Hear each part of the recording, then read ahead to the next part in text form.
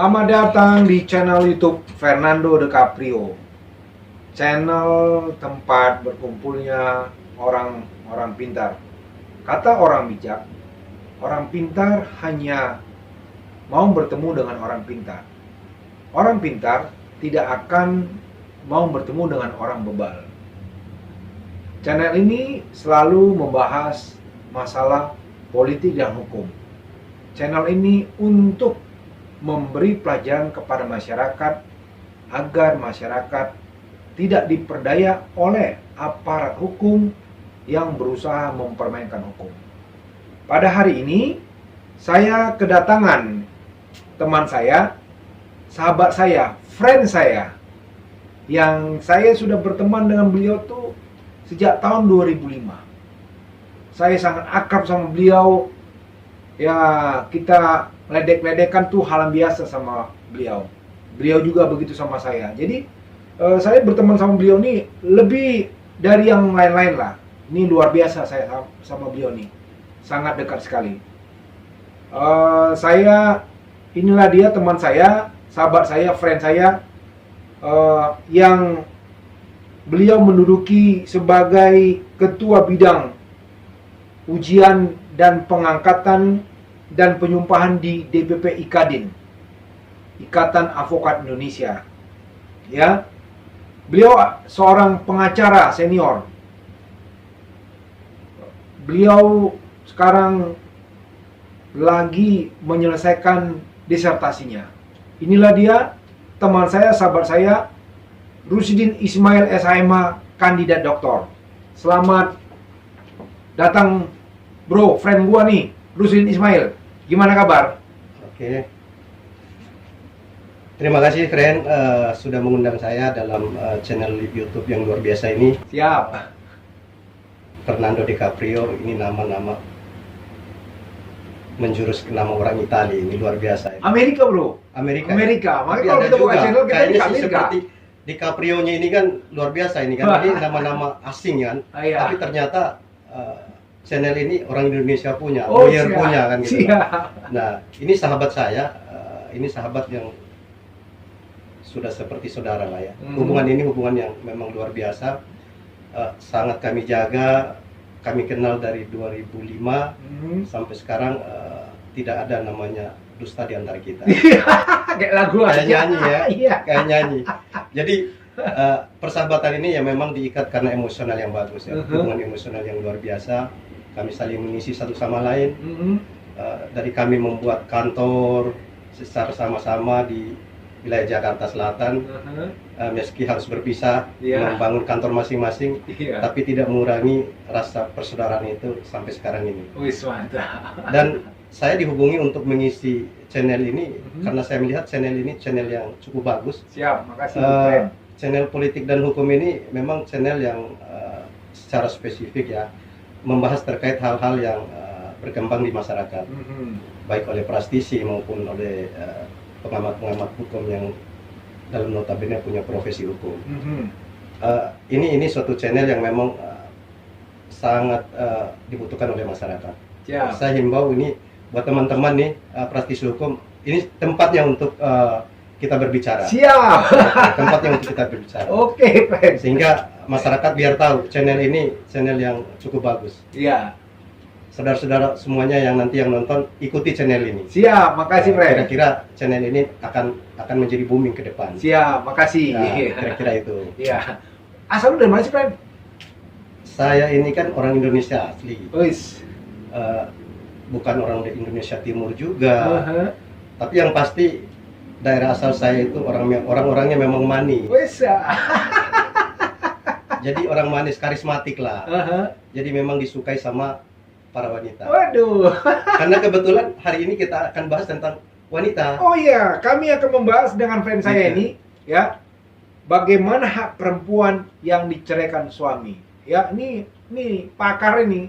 Kalau pakar untuk cerai menceraikan, nih jangan diragukan lagi nih. Karena kita praktisi tentunya kita harus memang sebagai laki-laki juga sebagai praktisi tentunya kita harus membela hak hak wanita. Iya, iya. Jangan sampai wanita yang ada di Indonesia ini tertindas haknya, Oke. khususnya para istri lah. Ini. Wes. Ini ingat ya, para istri loh, bukan para wanita loh. Oh, oke. Istri itu terikat karena perkawinan. Iya, Nah, siap, siap. itu kita harus bahas secara spesifik. Iya, Tentunya. Fred. Menarik sekali nih, Fred. Jadi kan apa banyak orang di luar sana apa bertanya, bagaimana sih hak dari seorang wanita atau perempuan lah ya, dibilang bahasa ininya umumnya, apabila dia bercerai dengan suaminya, atau bagaimana pula misalnya hak dari wanita atau perempuan kalau dia menikah secara siri. Bisa nggak lu, friend, ceritakan kasus yang pernah lu tangani terkait dengan perceraian? Bagaimana hak-hak dari wanita tersebut terkait dengan harta gono gini kah, hak asuh kah, atau kalau di hukum Islam ada namanya masa idah. Ya nanti biar diceritakan gimana, friend? Coba lu jelaskan kasus yang pernah lu tangani, friend. Jadi gini, bicara tentang undang-undang perkawinan tentunya. Undang-undang perkawinan ini diatur sama Undang-Undang Nomor 1 Tahun 74. Kita tidak keluar dari wilayah hukum undang-undang perkawinan. Oke. Karena bicara hak seorang istri itu, bila diputuskan perceraian atau diceraikan oleh suaminya, tentu ada hak-hak yang harus diperoleh oleh seorang istri. Tentunya perkawinan ini harus perkawinan yang diatur oleh Undang-Undang 1 Tahun 74. Oke. Ketika pernikahan atau perkawinan itu dilaksanakan menurut hukum positif Undang-Undang perkawinan itu, maka nikah itulah nikah yang dianggap sah menurut ketentuan pasal 2 ya ayat 1 Undang-Undang Nomor 1 Tahun 74. Oke. Itu nikah harus dicatat. Oke. Perkawinan itu harus dicatat, bunyi pasal 2-nya. Pasal 2 ayat 1 dan pasal 2 ayat 2. Oke. Nah, pernikahan ini harus secara resmi dilakukan di kantor KUA tentunya. Harus dicatat, nanti ada akan keluar buku nikah dan sebagainya. Itu yang bagi yang muslim. Bagi muslim. Ya, friend ya. Bagi Kalau yang muslim. bagi Kristen tercatat di mana, friend? Nah, kalau untuk di luar Islam tentunya mengacu pada KUH Perdata. Untuk Islam tentunya pernikahan dilakukan secara Islam. Iya. Untuk yang di luar agama Islam tentunya mengatur tentang hukum perdata. Iya, berarti tercatat di catatan sipil ya? Nah, tercatat di catatan sipil secara tersendiri. Oke. Tapi tetap merujuk pada undang-undang perkawinan itu sendiri. Oke. Nikah secara sah menurut agama dan keyakinan masing-masing, kemudian harus dicatat. Oke. Untuk yang muslim dicatat di KUA, kemudian untuk yang non-muslim di luar muslim tentunya dicatat di Catatan sipil. catatan sipil. Siap. Nah, ini harus digarisbawahi. Di Indonesia sering terjadi, seringkali kita dengar ada pernikahan yang tidak dilakukan di KUA atau tidak dicatat. Ini menjadi problem. Nah, itu gimana? Nah, menjadi problemnya ketika wanita nanti yang tidak dicatatkan pernikahannya itu meski sah menurut agama, tapi hak-hak hukumnya nanti setelah terjadinya permasalahan ceraian tentunya, ini akan dirugikan para wanitanya. Oke, nah, friend, ini menarik sekali nih, ya. Ini teman saya, friend saya ini mau membahas tentang case yang pernah ditangani terkait dengan perceraian. Friend, bisa lo ceritakan kayak case yang pernah lo tangani sampai itu putusan inkrah di tingkat mana inkrah, friend? Bisa? Ada beberapa case memang yang saya tangani khusus perceraian ini. Ada perkara cerai yang saya tangani di wilayah Jakarta Utara. Oke. Pada saat itu memang kita masuk di endingnya. Ini sedikit menariknya di endingnya. Oh, berarti bukan di pengadilan agama. Pengadilan agama Jakarta Utara. Oke. Ini kasus yang menarik. Ketika saya masuk sebagai kuasa hukum pada saat itu, kenapa saya bilang menarik? Perkara itu udah harusnya diputus. Pada saat saya menjadi kuasa hukum. Sidang itu udah sidang terakhir, sidang kesimpulan. Tapi itu masih di tingkat pertama kan? Tingkat pertama. Oke. Tingkat pertama sampai majelis pada saat itu mempertanyakan kenapa baru menghadirkan kuasa hukum. Nah, ini saya sampaikan, yang mulia majelis hakim, sepanjang perkara ini belum diputus, tentunya dia seorang istri Sah-sah saja. sah-sah aja menggunakan jasa hukum. Iya, betul. Nah, akhirnya majelis hakim pada saat itu, baiklah kalau memang seperti itu, apa yang menjadi hak klien saya yang belum diakomodir dalam sidang-sidang sebelumnya, tentu saya akan ajukan dalam kesimpulan. Oke. Nah, Friend menangani ini ya, perempuan ya? Perempuan ya? saya membela perempuan. Memang Friend suka membela wanita ya? Nah, memang kita laki-laki ini harus membela hak-hak perempuan. ini yang memang kita harus, ini yang memang sukanya kita di area wanita. Friend belum pernah membela apa hak dari seorang lelaki? Belum pernah, Friend? Selama saya pegang, mayoritas hak-hak perempuan lah yang saya pegang. 90%? 90%. Tapi ada dong lelaki ya? Lelaki ya paling sedikit lah. Sedikit ya?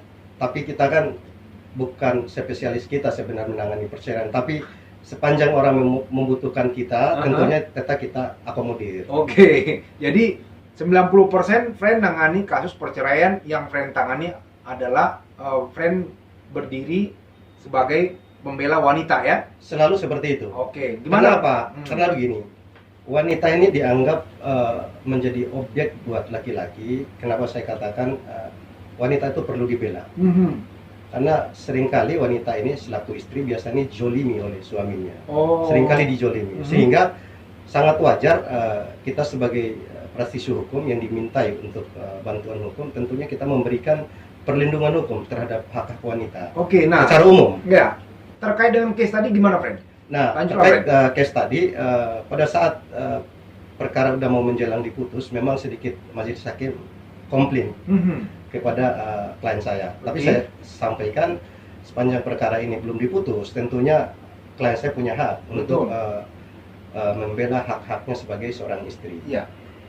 Pada saat itu yang saya sampaikan terkait khususnya masalah nafkah. Oke. Nafkah yang belum diberikan selama proses perceraian atau sebelum terjadinya proses perceraian. Nah, ini pertanyaan. Nah, mereka akhirnya menggugat di pengadilan agama. Dasar gugatannya apa? Perceraian itu kan ada dong, apakah tidak menafkahi secara nafkah lahir maupun batin, ataukah ada pihak-pihak lain, pihak ketiga. Ini yang Friend bela ini apa nih? jadi kita bicara secara umum dulu. Alasan perceraian itu ada beberapa hal. Misalnya yang sering terjadi adalah pertengkaran. Pertengkaran atau perselisihan ini menjadi alasan ketika seseorang mengajukan gugatan. Oke, ketidakcocokan. Pertengkaran ini pemicunya banyak. Banyak. Bisa masalah ekonomi, Oke. bisa karena tidak kecocokan dalam prinsip menjalani rumah tangga, Oke. bisa karena suami itu mabok, bisa karena suami itu suka judi. Oke. Jadi itu menjadi penyebab terjadinya pertengkaran. Atau pihak ketiga. Pihak ketiga juga menjadi bagian daripada pertengkaran itu sendiri. Iya. Ada orang ketiga juga menjadi pemicu juga. Tapi landasannya adalah yang diatur dalam undang-undang perkawinan itu adalah pertengkaran terus-menerus. Oke. Nah, Tidak ada menjadi- di situ unsur pihak ketiga ya. Itu masuk dalam pertengkaran terus-menerus ya. Kalau Ya, itu menjadi pemicu terjadinya pertengkaran terus-menerus. Oke. Baik pihak ketiga, apakah suaminya mabok atau suka melakukan kekerasan.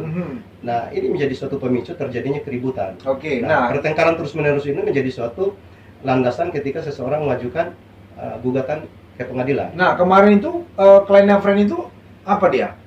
Ya, Gugatan. tetap menjadi suatu alasan adalah karena tidak ada kecocokan lagi sehingga terjadi pertengkaran terus-menerus.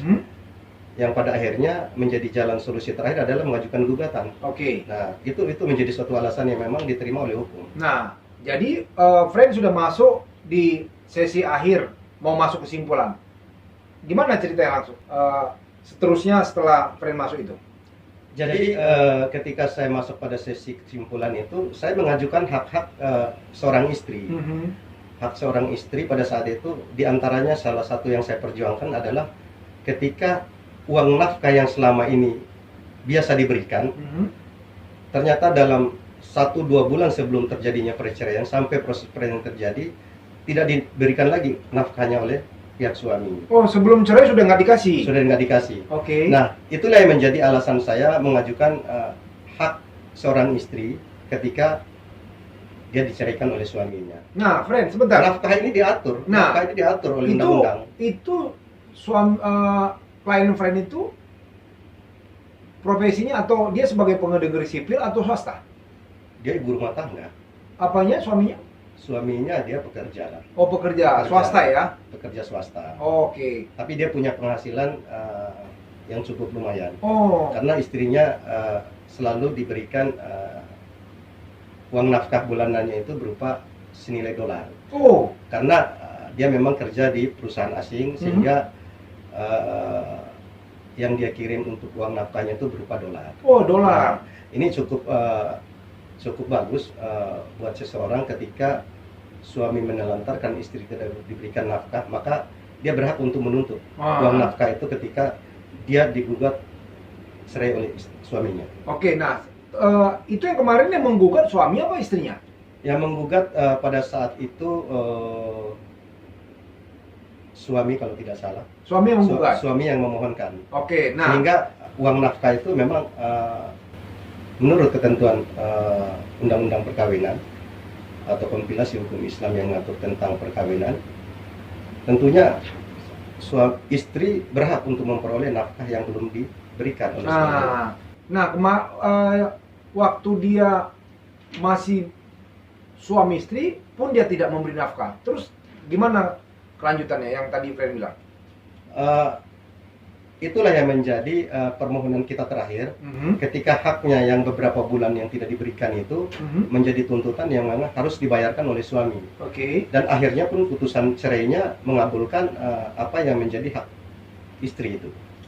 Oke. Yang sebelumnya memang tidak diakomodir karena memang tidak dimohonkan. Oke. Tidak dimohonkan oleh suami istri pada saat itu, sehingga saya mencoba memberikan suatu masukan ke majelis karena istri ini adalah wajib untuk dinafkahi dan berhak untuk mendapatkan nafkah. Nah, maka si suami berkewajiban untuk memberikan nafkah baik yang sebelum terjadinya pernikahan maupun dalam proses perceraian ini gitu. Nah, dalam proses sebelum terjadinya perceraian maksudnya. Dari hasil pernikahan mereka apakah mendapat anak? Mereka punya anak. Mereka punya anak, kalau tidak salah anaknya 2 orang. Tentunya terkait dengan hak seorang istri ya. Bila terjadi perceraian kan ada nafkah buat anak-anak. Bila anak-anak itu masih di bawah umur, belum dewasa. Belum dewasa, 18 tahun ya. Belum berkewajiban suami untuk menafkahi. Yang tentunya diberikan melalui orang tuanya atau istrinya yang diceraikan itu. Di samping hak nafkah, ada hak-hak lain ketika istri diceraikan oleh suami. Dalam hal ini misalnya ada uang idah. Masa idah ya? Nah, masa idah ini, uang idah ini diberikan oleh suami selama 3 bulan. Nah, yang besarnya. Nah, sebentar, biar ini penonton channel YouTube Fernando DiCaprio nih, apa sih maksudnya masa idah itu? Kan bagi masyarakat awam belum tentu mereka tahu apa sih masa idah itu dan kenapa harus diberikan. Jadi gini, ketika sudah jatuh talak dan perkara itu dinyatakan putus oleh pihak pengadilan. Dalam hal terkait pengadilan agama. Maka si istri mempunyai hak masa idah yang lamanya 3 bulan sejak terhitung perkara itu diputus. Masa idah itu adalah masa menunggu. Masa menunggu untuk seorang istri untuk tidak melakukan sesuatu hal yang berkaitan dengan putusan cerai itu sendiri, sehingga tidak berbuat tidak menikah lagi salah satunya ya selama 3 bulan ya. 3 bulan. Ya, nah, ini menjadi suatu kewajiban yang memang harus dijalani oleh suami. Dia harus menafkahi 3 bulan. 3 bulan. Nafkah idah itu wajib diberikan. Oh, jadi masa idah itu diberikan kepada istri 3 bulan. 3 bulan. Dia tidak boleh melakukan misalnya menikah kembali ya? Ya, berhubungan dengan pihak lain tidak boleh. Nggak boleh ya? Nah, kalau dia misalnya dia menikah sesudah cerai itu berarti tidak ada dong masa idah itu ya? Tidak ada masa idah. Ya? Tidak ada masa idah. Masa idah itu hanya boleh diberikan masa selama 3 bulan. 3 bulan. 3 bulan ya? Itu nafkah idah namanya. Nah, itu hak menjadi hak istri. Nah, itu berapa besarnya, Fred? Uang masa idah itu biasanya sesuai permohonan yang nantinya biasanya majelis akan mempertimbangkan besarnya. Misalnya, contoh ya, kalau dia diberikan uang nafkah misalnya dalam 1 bulan itu 5 juta lah misalnya. mungkin untuk 3 bulan ke depannya itu adalah sekitar 15 juta. Oh, jadi dihitung berdasarkan nafkah bulanan diberikan biasanya. Itu beberapa pertimbangan terkait dengan kemampuan suami. Oke. Karena tidak boleh juga kita memaksa besarnya masa iddah itu di luar kemampuan suami. Nah, ini harus menjadi pertimbangan ketika kita memohonkan uang iddah. Oke. Gitu. Nah, waktu itu Fred memintakan terkait pembayaran nafkah selama dia tidak dinafkahi, padahal mereka masih sebagai suami istri. Masih ya? Masih. Nah, Fred memintakan itu. Terus apalagi Fred minta? Apakah hak asuh anak ataukah harta gonong gini? Karena biasanya perceraian itu yang dikejar sama pengacara itu harta gonong gininya, Fred. Ya kan? Karena dari harta gonong gini biasanya pengacara mendapat bagian. Gimana tuh, Fred? Benar nggak ya? Jadi gini, memang praktisi hukum tentunya lawyer dalam hal ini ingin mendapatkan hasil lah. Hasil ya. Yang biasa diharapkan itu dari yang harta gonong dari gini. memang harta gonong gini. Selain ada lawyer, operasional lawyer juga kan? Operasional ada juga yang memang mereka harapkan dari harta gonong gini. Iya. Itu hal yang wajar lah sebagai suatu profesi. Oke. Terkait hak istri yang diceraikan ini dalam undang-undang perkawinan Islam ya, pernikahan Islam ya. Beberapa hak yang harus diperoleh seorang istri itu satu, uang nafkah yang belum dibayarkan, kemudian uang nafkah untuk anak-anak untuk kedepannya, kemudian ada uang mut'ah, juga ada uang iddah. Nah, sorry, ini baru gua apalagi nih. Itu uang mut'ah itu uang apa lagi tuh, Fred? Nah, biar pemirsa channel YouTube Fernando DiCaprio ini lebih paham lagi.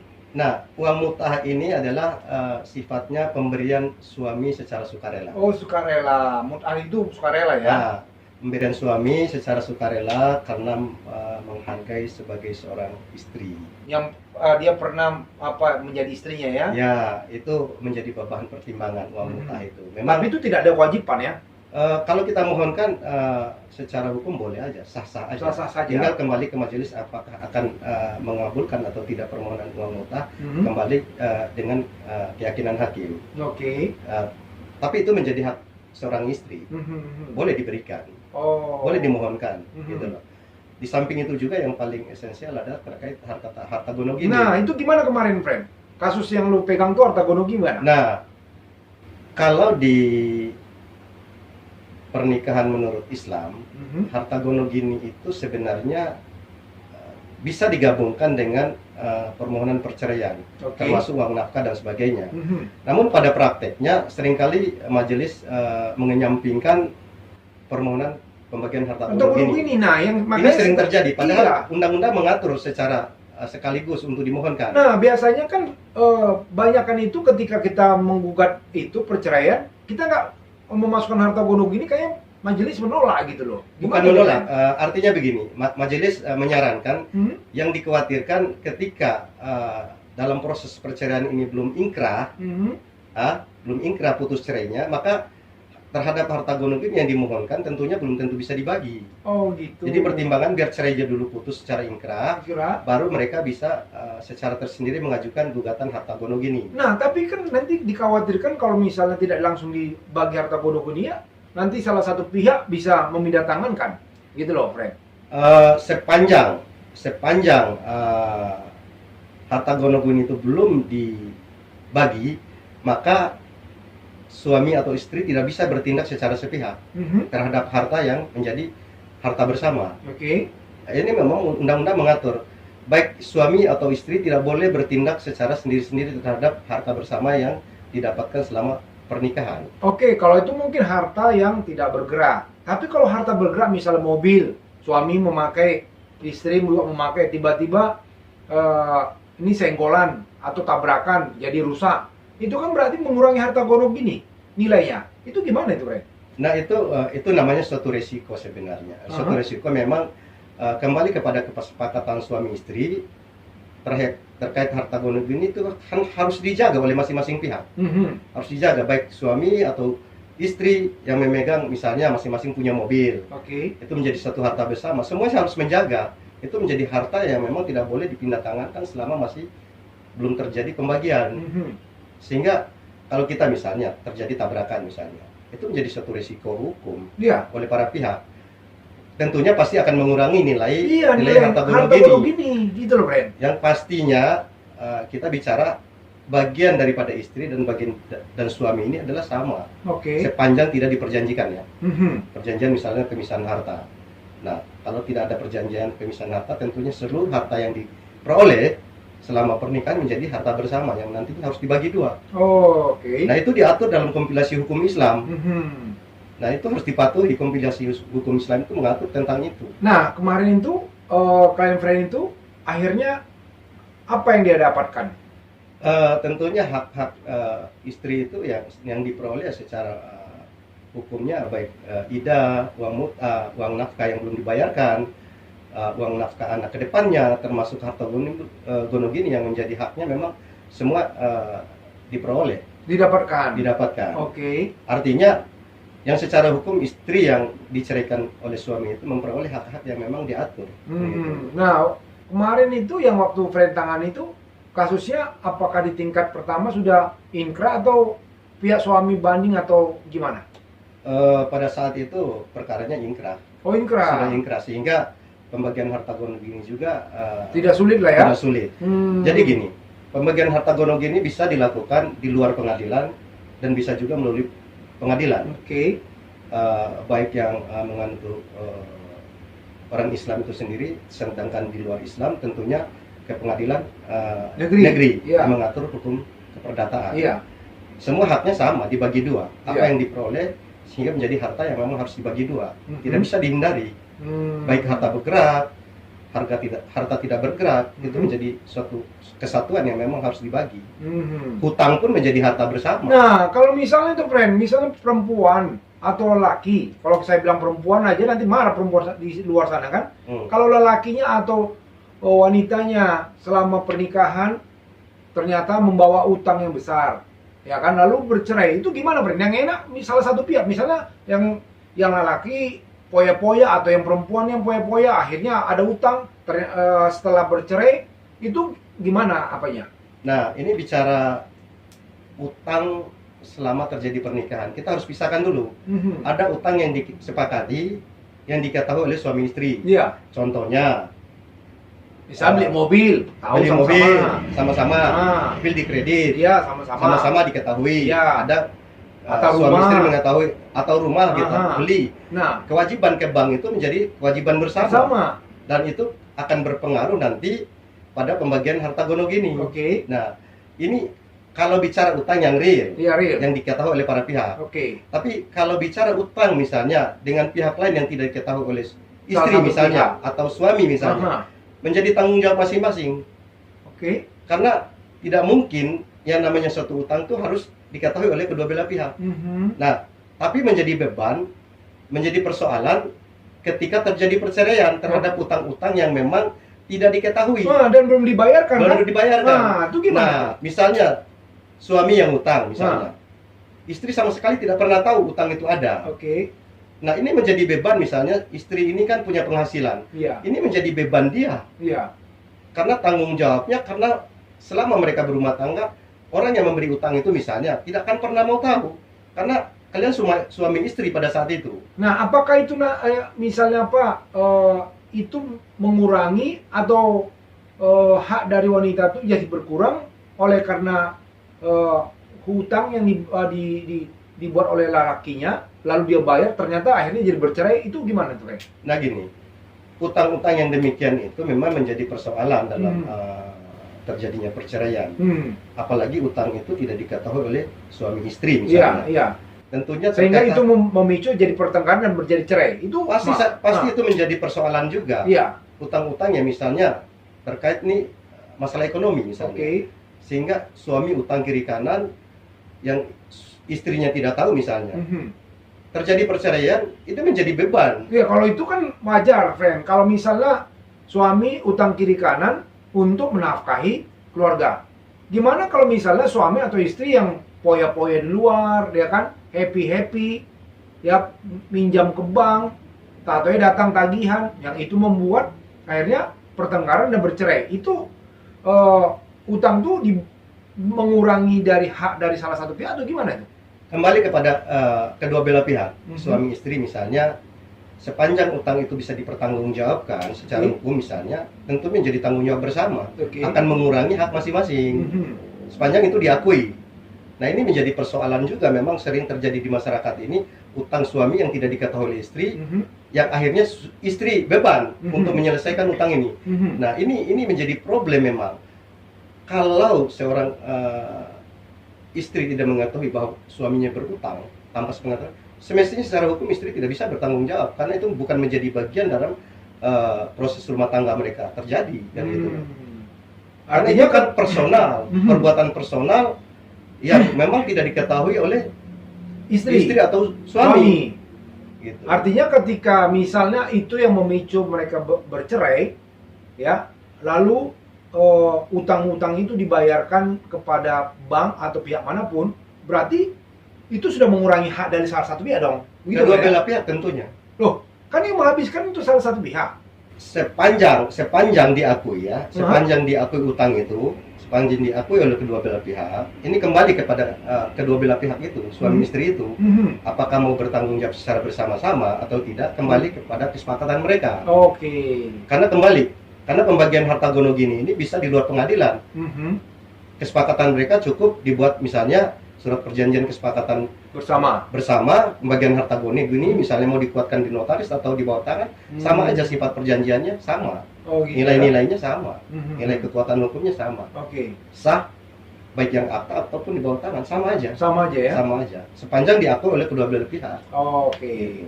Nah, itu kan friend, tadi friend saya ini menjelaskan terkait perceraian, pembagian harta gono gini, itu kan artinya terikat kepada pernikahan yang sah.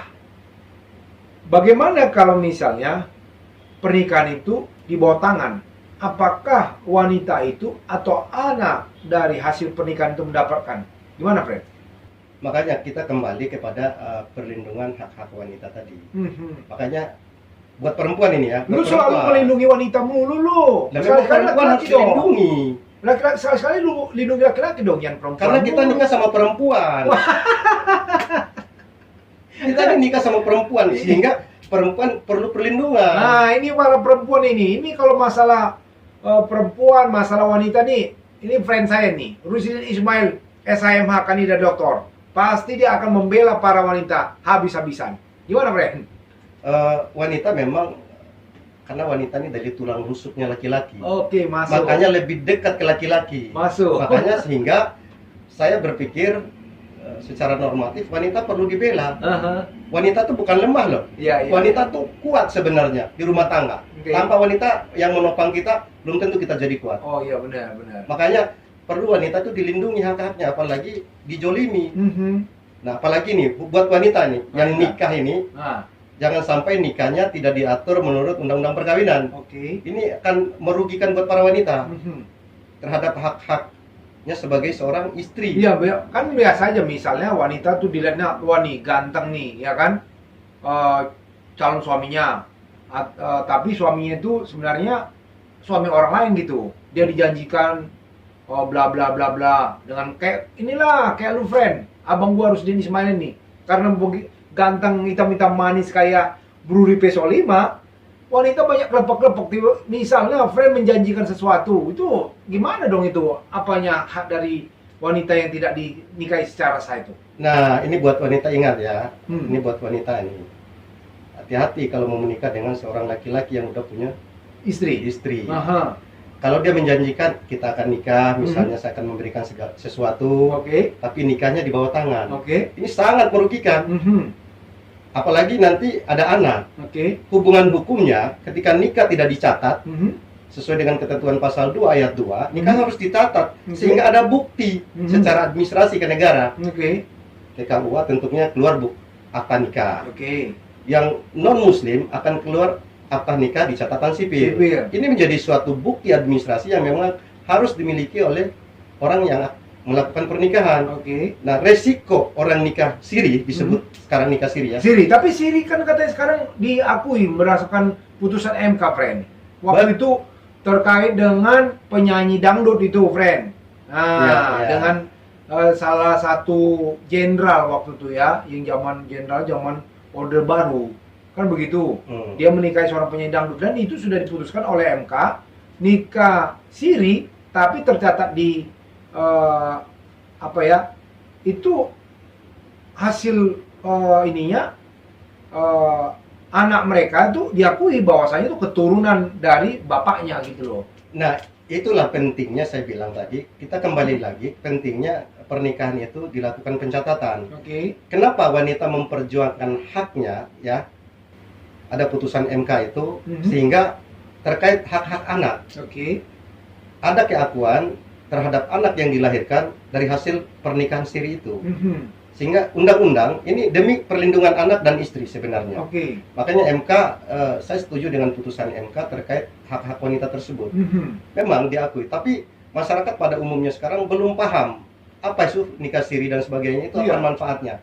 Nikahnya sah. Sah. Nah, saya ajarkan nih kepada wanita yang mau nikah siri. Nah, dengarkan nih kata friend saya nih, mau nikah siri biar sah secara hukum, tapi siri loh. Ini dengarkan kata friend saya. Nah, kalau mau nikah siri, karena nikah siri ini adalah nikah yang tidak dicatat. Tidak dicatat. Oke.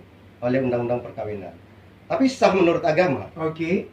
Ada nggak hak istri di situ? Oke. Ketika memperoleh harta bersama? Tidak ada secara hukumnya. Karena tidak terikat secara administrasi pernikahan. Bagaimana menyiasatinya? Supaya sah. Supaya dapat harta ini. Bikin kesepakatan. Oh. Bikin kesepakatan. Karena laki-laki selalu menjanjikan. Biar diikat itu. Kalau kita dapat harta, kita bikin kesepakatan. Memang itu menjadi suatu risiko. Nah, ya kalau laki-lakinya atau suami sirinya mau. Kalau nggak mau gimana, Fred? Nah, ini kan dalam rangka untuk mendapat hak-hak dia sebagai istri siri. Tentunya dia harus pintar-pintar bagaimana memperolehnya. Oke. Kan gitu. Karena untuk menuntut secara hukum memang sulit. Karena bagaimana dia mau mengajukan permohonan perceraian misalnya. Tidak ada bukti akta pernikahan. Nah, mensiasatinya kalau sah menurut hukum, tapi bagaimana hak-haknya? Anak yang dilahirkan tanpa hubungan perkawinan adalah terikat secara perdata dengan ibunya aja. Betul. Nah, ini menjadi problem ketika seseorang melakukan nikah siri atau nikahnya tidak dicatat. Apakah nikah siri bisa dimohonkan? Misalnya, kalau diketahui nikah siri bisa dimohonkan, itu bisa juga terjadi. Misalnya isbat nikah, mencatat nikah yang pernah terjadi, misalnya sebelum lahir undang-undang perkawinan, atau memang ada pernikahan. Nah, tapi berbagai permohonan itu tentu ada persyaratan yang harus dilalui, tidak sampai ke situ. Tapi sebaiknya wanita itu, saran saya, nikahlah menurut undang-undang perkawinan. Harus dicatat untuk melindungi hak istri dan anak-anak ke depannya. Intinya pokoknya kalau mau nikah tuh ya nikah secara sah menurut undang-undang ya. Menurut undang-undang. Supaya nanti dapat hak-haknya ya. Hak-haknya nanti di cover secara hukum. Kalau nggak nanti ya rugi sendiri ya. Rugi sendiri. Enaknya sebentar, penderitaan lama. Nah, itu yang terjadi. Enaknya hanya sebentar. Tapi apa yang dia rasakan ke depan? Karena itu suatu kesengsaraan. Iya, waktu dia punya anak dari hasil pernikahan sirinya kan. Katanya suaminya tiba-tiba meninggalkan dia kan. Waktu pertama ketemu ya dibilang sayang, ya kan. Setelah punya anak dia tinggal gitu, friend. Kan yang terjadi banyak begitu. Nah, gimana pula dengan misalnya pernikahan yang katanya pernikahan siri yang kayak model di daerah apa tuh, objek wisata itu? Di mana itu? Di objek wisata kan banyak ini. Di puncak katanya. Oh, kalau saya sih belum secara real ya. Itu kan hanya rumor aja ya. Iya. Ada pernikahan kontrak. Kontrak, itu gimana tuh, friend? Secara hukum Islam? Kalau menikahnya secara benar, sebenarnya tidak dikenal nikah kontrak. Tidak dikenal nikah kontrak. Nikahnya resmi. Saya yakin nikahnya resmi di KUA tercatat. Hanya ini terkait mungkin suami yang menikahi ini orang luar, orang asing misalnya, sehingga pada waktu mereka akan balik ke negaranya, sehingga dianggap nikah kontrak. Sebenarnya tidak dikenal dalam hukum perkawinan, tidak ada nikah kontrak. Ada nggak? Hukum Islam tidak dikenal nikah Nggak kontrak. ada ya? Tidak Kawin kontrak dikenal. tidak ada ya? Tidak ada. Kawin kontrak. Oh. Nikah itu ya nikah Mhm. menurut undang-undang perkawinan. Mhm. Itu hanya bahasa orang-orang yang mengembangkan bahwa pernikahan itu bisa dikontrak sekian tahun, padahal tidak. Oke. Nikahnya resmi, terikat perkawinan. Jadi sebenarnya tidak ada namanya kawin kontrak itu ya? Kawin kontrak, Secara- namanya proyek. Ini bukan proyek, wanita bukan proyek loh ini. Jangan salah, ini Iya iya iya. kalau nikah kontrak repot semuanya. Iya betul betul. Kayak di kerja. Cukup kita 5 tahun selesai, itu repot. Iya kayak gedung aja bilang Udah kontrak. kayak kita mau- atau kayak kontrakan itu. Kayak enggak, jadi kontrak itu ada masa gitu. Aha. Ini masa nikah pakai ada masanya. Iya iya. Kita cukup 5 tahun selesai. Oh gitu. Nah itu nikah kontrak namanya. Aha. Nah ini kan masyarakat ini harus diedukasi. Iya iya. Nikahlah yang benar Betul gitu. betul. Kalaupun terjadi perceraian, Aha. baik perceraian itu dilakukan melalui putusan pengadilan Iya maupun berakhirnya pernikahan karena meninggal, iya. itu ada 2 jalan. Mhm. Kalau mau suami meninggal selesai cerai jadi janda. Nah, ini pertanyaan tadi ada masalah cerita meninggal. Kalau misalnya nih, friend, kalau misalnya seorang suami mempunyai 2 istri, dia menikah itu secara sah dua-dua. Ini Oke. bisa meninggal nih. Ya, suaminya meninggal, tapi istri pertama tidak mengetahui bahwasanya sebenarnya suaminya pernah menikah sama orang, sudah menikah sama orang di luar sepengetahuan dia. Itu bagaimana terkait dengan harta karun gini untuk istri kedua? Nanti Nah. itu misalnya apa? Dan hak dari istri kedua terhadap harta yang didapatkan selama pernikahan. Misalnya nih, istri dia menikah sama seorang lelaki. Pernikahan itu oke, sudah 15 tahun. Lalu ini menikah lagi kepada istri lain, perempuan lain. Nah, mereka mendapatkan harta dong dari situ. Kebetulan mungkin suaminya berpenghasilan baik. Nah, yang si A, perempuan yang A, itu kan mempunyai hak terhadap harta dari yang didapatkan dengan suami. Begitu juga dengan B, kan begitu. Nah, kalau misalnya si suaminya itu meninggal, gimana hak dari A atau B terkait dengan harta yang didapat mereka selama pernikahan? Nah, ini bicara warisan. Bicara warisan ini terkait misalnya suami meninggal. Iya, Dia mempunyai 2 orang istri. iya. Tapi yang ini tidak mengetahui. Kita pisahkan dulu. Aha. Jadi harta warisan ini ada pewaris, ada ahli waris. Oke. Ini keluar sedikit dari pernikahan ya, Mhm. tapi tentu ada hubungannya. Iya. Nikah secara sah, nikah pertama sah, nikah kedua sah. Itu Sah. harus dilihat itu konteksnya itu dulu. Betul, ini dua-dua sah. Ya? Dua-duanya sah. Aha. Maka Karena suaminya berpenghasilan Iya, bagus, ganteng, dua-duanya kayak punya hak friend. sebagai pewaris, Aha. sebagai ahli waris, baik istri pertama, istri kedua, Oke. dan anak-anaknya berhak mewarisi harta peninggalan dari suami. Tapi yang ini, yang istri pertama tidak tahu bahwasanya suaminya nikah lagi dengan wanita lain. Nah, Kan ini gitu. ini menjadi Tapi kalau suami yang perempuan ini, yang istri kedua, dia tahu bahwasanya suaminya itu mempunyai istri. makanya kembali kepada permasalahannya, apakah nikahnya secara resmi dua-duanya? Mhm. Maka secara hukum suami istri pertama atau istri kedua dia berhak mewarisi harta suaminya. Mhm. Tentunya ini menjadi problemnya di masyarakat ini. Apakah harta yang didapat ya harta bersama ini Ya. belum sempat dibagi loh. Oke. Harta suami istri pertama, harta suami istri kedua, Iya, kan gitu kan? betul. Nah, harus dipisahkan dulu. Ketika harta bersama belum dibagi, misalnya ada batasan ini. Mhm. Misalnya istri pertama hartanya ini, Mhm. istri kedua hartanya ini. Iya. Harus dipisahkan dulu. Ketika harta bersama belum dibagi, maka seorang istri ini berhak atas 50% dari harta bersama yang belum dibagi. Mhm. Sisanya 50%, maka istri memperoleh bersama anak-anaknya lagi. Mhm. Nah, ini harus diedukasi masyarakat ini. Mhm. Seringkali terjadi masyarakat tidak paham dengan mekanisme pembagian harta yang ditinggalkan oleh suaminya. Iya. Terlepas suami istri pertama atau istri kedua sama aja. Ya, tapi kalau misalnya hartanya itu, misalnya kok istri kedua pengen jual, wah itu kan harta yang suami gua dapat sama pernikahan. Dia menganggap begitu karena setelah dia menikah, tadi kan yang istri pertama 15 tahun, lalu dia menikah dengan lagi dengan wanita lain. Lalu wanita itu melihat bahwasanya waktu dia menikah, dengan dia di istri pertama itu ternyata harta mereka tuh bertambah. Begitu juga istri kedua, setelah dia ketahui bahwasanya, "Loh, kok ini ternyata suami gua ada juga harta di tempat istri kedua." Itu pembagiannya gimana tuh, Friend? Nah, makanya kembali, istri-istri yang ditinggalkan oleh suami yang meninggal, maka berhak mewarisi Oke. harta suaminya yang ditinggalkan. Makanya kembali tadi, harta gono-guni untuk sapi bagi, 50% menjadi hak istrinya yang bagian masing-masing. Iya. Selebihnya itu dibagi menurut haknya hukum waris Islam. Oh, oke. Jadi dibagi sesuai porsinya. Karena sebagai ahli waris sah dua-duanya. Semuanya, baik anak, istri pertama, istri kedua juga memperoleh hak sebagai harta peninggalan suami. Gitu. Ya, Ini kita keluar konteks di undang-undang pernikahan, tapi ada Perkawinan. hubungan hukumnya. Ada hubungannya. Ada Ini hubungan kan dari hukumnya. pernikahan tuh ujung-ujungnya nanti ada yang meninggal. Nggak mungkin manusia. Nah, makanya ini. tadi pernikahan itu bisa putus karena putusan pengadilan, Iya. karena salah satu meninggal dunia. Kematian. Iya. Nah, ini buat penonton channel YouTube Fernando DiCaprio. Kalau Anda penontonnya wanita, ada masalah, ya hubungi ini friend saya ini spesialis menceraikan orang.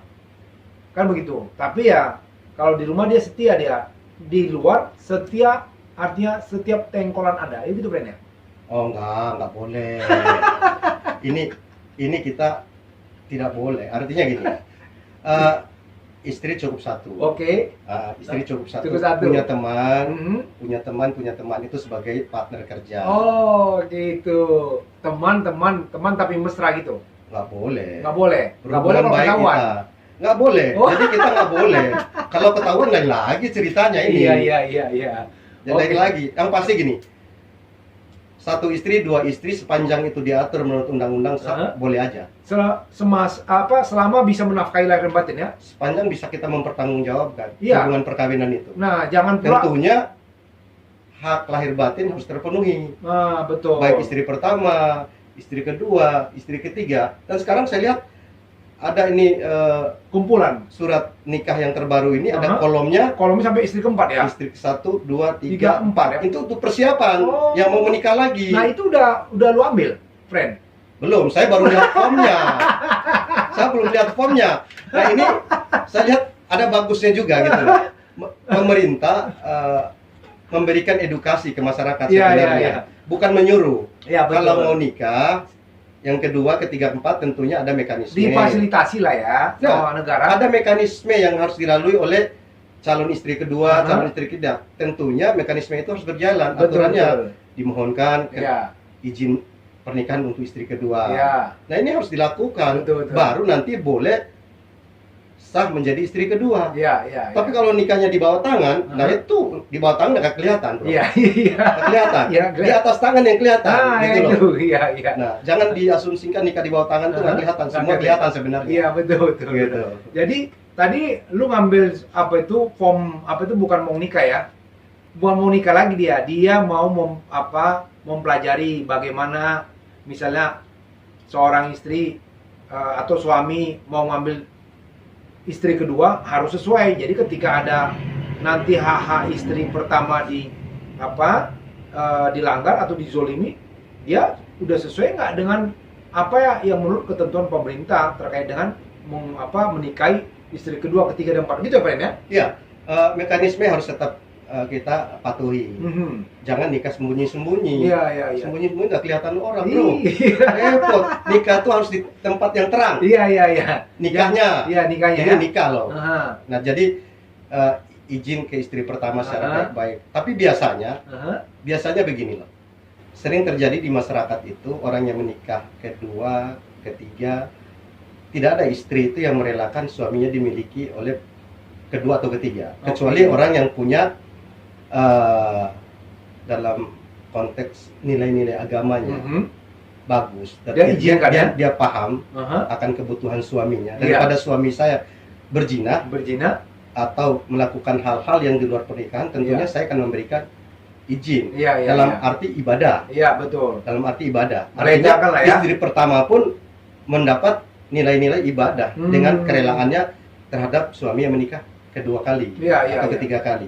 Tentunya mekanisme itu tetap harus kita hargai. Karena selaku istri pertama itu sulit sekali Mhm. untuk memberikan izin terhadap Suami. untuk Memang menikah udah kedua. mau lu tiga. coba kemarin udah coba. Makanya lu bilang sulit. Udah coba. Enggak, ini kejadian di masyarakat sering terjadi, bukan kita mau mencoba. Iya. Laki-laki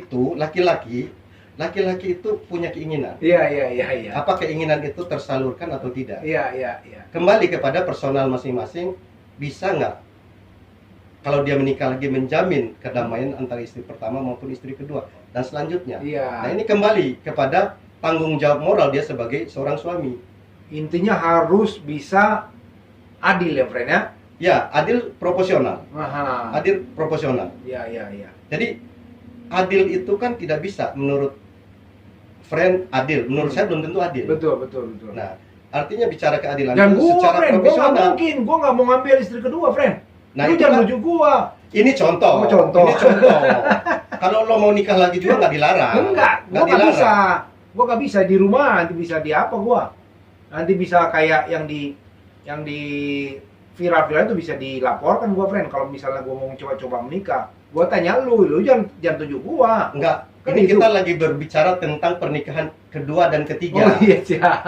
Kalau istri mengizinkan, Aha. ya nggak masalah dong. Iya, betul. Baik yang nikahnya di luar Islam Aha. maupun di orang Islam itu sendiri, Hmm? tentunya mekanisme itu harus tetap Dilalui. dilalui. Iya, Tidak boleh iya. kita langgar. Betul. Izin dulu misalnya yang Iya. Kristen, Mak, saya ini punya keinginan untuk menikah lagi. Oke. Ya minta secara baik-baik. Iya. Tapi wanita itu tidak akan pernah rela Iya. punya madu. Iya, Padahal madu itu manis sebenarnya. Iya. Kayak friend saya nih, selalu ada judul lagu Madu. Nah, itu lagu itu menunjukkan jati diri sebenarnya. Iya. Tapi dia belum kesampaian kalau friend saya ini. Iya. Sama dengan saya, Iya. hanya suka madu aja. Madu aja ya. Manis untuk dinikmati. Iya, siap. Madu aja, bukan madu wanita. Iya, Bukan. betul. Kita jangan lari ke situ lah. Oke ya. Kira-kira begitu. Ya. Oke, kami sudah panjang lebar membahas tentang hak perempuan yang diceraikan oleh suami ya. Sebenarnya kami masih panjang kepengen membahas yang lebih lanjut, tapi memang waktu juga yang ini ya membatasin. Jadi kalau teman-teman yang menonton channel YouTube Fernando DiCaprio pengen lagi membahas hal-hal lain terkait dengan perceraian atau yang lain, karena friend gua nih bukan hanya spesialis perceraian, banyak dia ahli pidana juga, karena saya tahu saya banyak belajar dari beliau ya. Jadi silakan nanti tulis di kolom komen kalau friend saya mau kita undang lagi atau mau minta friend saya Rusdin ini membawa topik yang lainnya. Jadi tolong di komen di kolom komen ya, apa yang bisa saya ini kan mungkin untuk menghadirkan teman saya, friend saya Rusdin Ismail ya. Jadi saya mau bagi quote hari ini, biasa seperti di sesi pertemuan saya membagi quote dari negeri Tiongkok ya, karena banyak ungkapan-ungkapan atau nasihat-nasihat yang sangat baik dari sana. Hari ini saya mau membagikan, dia katakan seperti ini: lakukanlah hal-hal yang sulit selagi mudah, dan lakukan hal-hal yang besar saat hal itu masih kecil. Lalu dia bilang juga seperti ini. Satu lagi saya membagikan, dia bilang, permata tidak dapat dipoles tanpa gesekan. Orang tidak sempurna tanpa cobaan. Bahasa Mandarinnya, saya coba lagi ya. Kalau salah jangan marah-marah di luar sana ya. Dia bilang gini, Miyo, mukajio, wu, pungwang-wang, ba, oshi, miyo, kayo, de, rei, shibu, wa, mei, de. Nah, kalau bahasa Mandarin kurang cocok, penonton channel YouTube saya jangan marah-marah, karena selalu saya katakan orang-orang pintar hanya mau ketemu dengan orang-orang pintar. Orang-orang pintar tidak akan mau ketemu dengan orang bebal. Artinya berpikiranlah selalu positif. Kalau saya salah membaca dalam bahasa Mandarin, Anda jangan marah-marah karena saya bukan orang Mandarin. Gitu ya, friend ya? Iya. Ah. Kayak friend saya, dia mau ngomong Bima, Aha. salah-salah, ya tentu harus dimaklumi. Betul. Kalau kita marah-marah ya, Assalamualaikum warahmatullahi wabarakatuh. Iya. Gitu aja. Jadi tetap stay tune di channel YouTube Fernando DiCaprio. Terakhir, friend, apa yang lu mau sampaikan untuk channel ini, friend? Buat teman-teman nanti yang nonton channel Fernando DiCaprio, ini channel yang cukup bagus, banyak manfaat yang bisa diperoleh terkait informasi hukum maupun permasalahan politik. Kita mengambil sisi positif dari channel ini untuk kedepannya, untuk kepentingan masyarakat secara menyeluruh, sehingga masyarakat mendapatkan edukasi hukum melalui channel ini tentunya. Dukung channel ini secara bagus. Siap. Oke ya, sudah dikasih masukan sama friend saya, jadi tetap stay tune di channel YouTube Fernando DiCaprio untuk selalu bisa menimba ilmu ke depannya. Terima kasih friend untuk sudah hadir sama-sama di channel YouTube saya. Atas undangannya pada hari ini, mudah-mudahan kita jumpa lagi di waktu yang akan datang. Oke, friend. Thank you, friend.